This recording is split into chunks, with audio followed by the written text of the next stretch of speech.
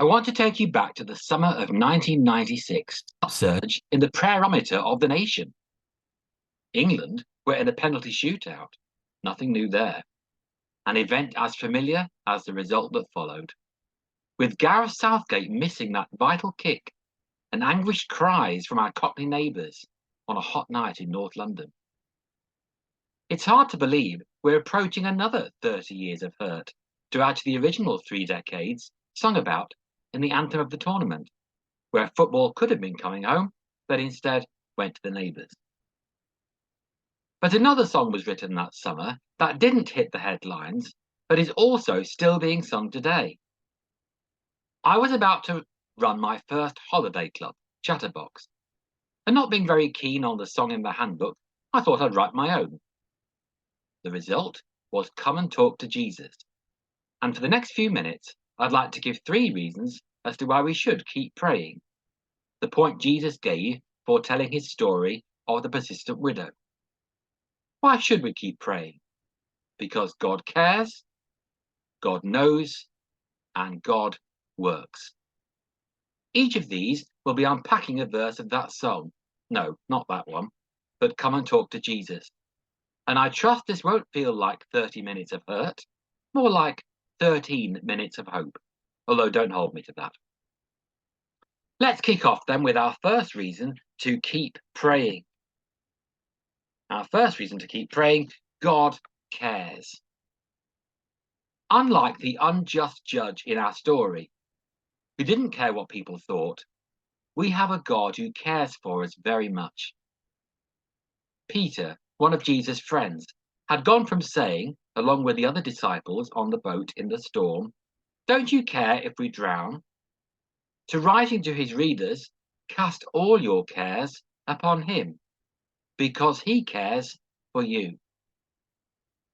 He knows when you feel happy, understands when you feel sad.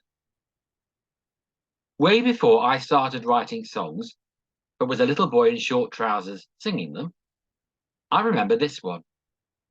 God who made the earth, the air, the sky, the sea, who gave the light its birth, careth for me.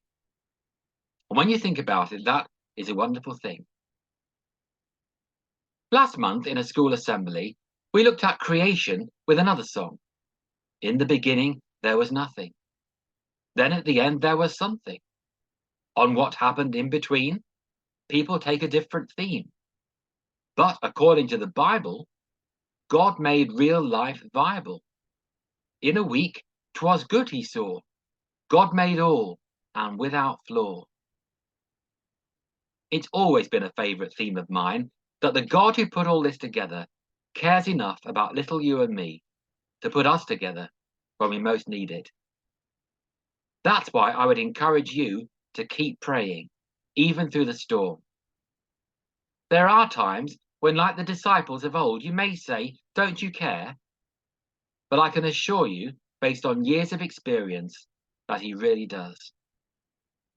Talk to Jesus, and you'll find he's the best listener you've ever had.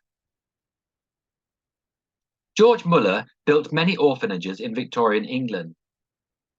Without any regular money coming in, he relied only on God to supply the needs, to support the hundreds of homeless children he helped in the name of Christ. A man of faith, he kept that same verse from Peter I've quoted on his desk for many years. That brought him comfort and strength, an uplifting confidence to his heart.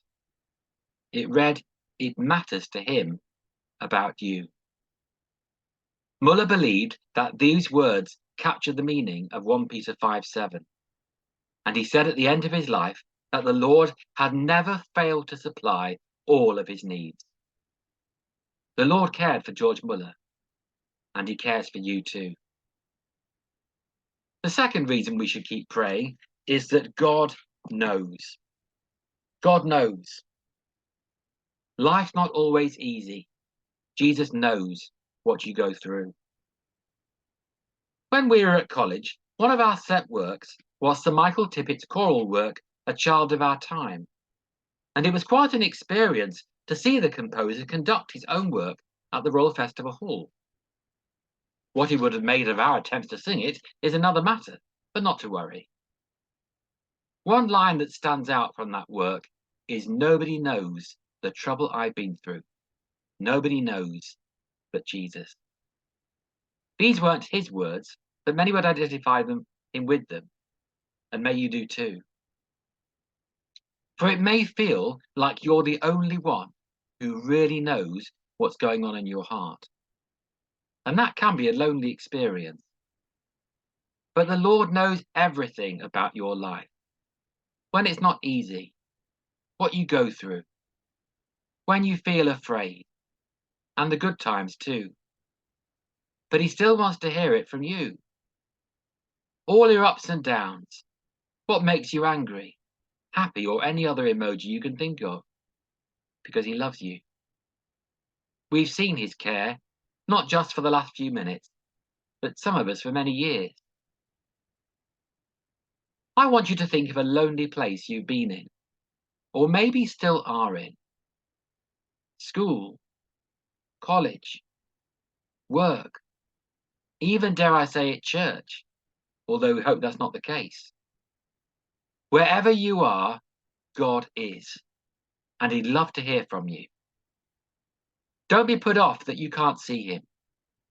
Just speak out the words that are on your heart, out loud if that helps. I wonder what you had for breakfast this morning, or if you had any at all. I had breakfast, but the fact I've had it today doesn't stop me needing it tomorrow. This story about the woman who kept praying is a serial.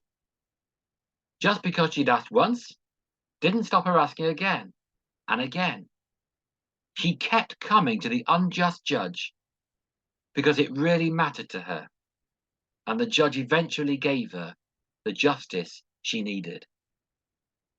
How much more when we come to God, who is fair and right?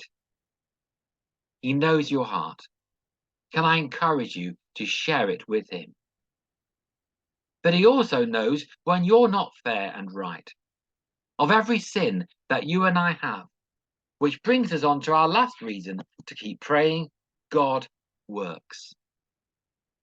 As it says in the final verse of the song, he knows that you're not perfect, and that's why Jesus came to die. In one sense, the work of Christ is finished when he died on the cross for all the imperfections of our hearts. We don't need to do anything else to add to what he has done to save us. As John recorded in his gospel, for God so loved the world, he gave his only Son, that whoever believes in him will not die, but will have everlasting life.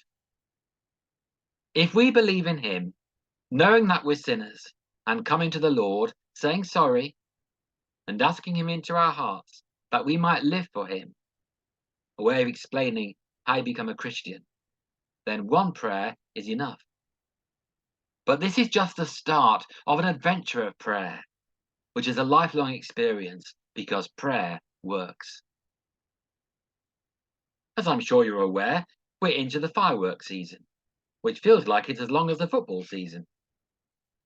I'll always remember the 5th of November one year when we as students went to a church in Bedfordshire, and the minister, who was more ancient than modern, began his children's talk by pointing a bony finger at us and saying, "God's fire works." And over 30 years on, I can say that God's way works, of having a conversation with him, prayer. When I go through my week at its end and thank him for all the answers to things I prayed about at the beginning, sometimes it takes ages. That doesn't mean to say that everything's been answered as I wanted it to be. Ruth Graham, husband of Billy, once said that had all her prayers been answered in a way to please her, she'd have married the wrong man several times. No, it's important that as full-time approaches, and we're soon to be going home, that we remember that prayer is not a magic wand to conjure up our wishes, but a marvelous way to come before our wonderful Lord and express ourselves. So come on, talk to Jesus. the one that died and rose again. For we have a God who cares for us, who knows us better than we know ourselves, and who works everything out in his way and time, that you know things are not the same because you talk to him. Amen.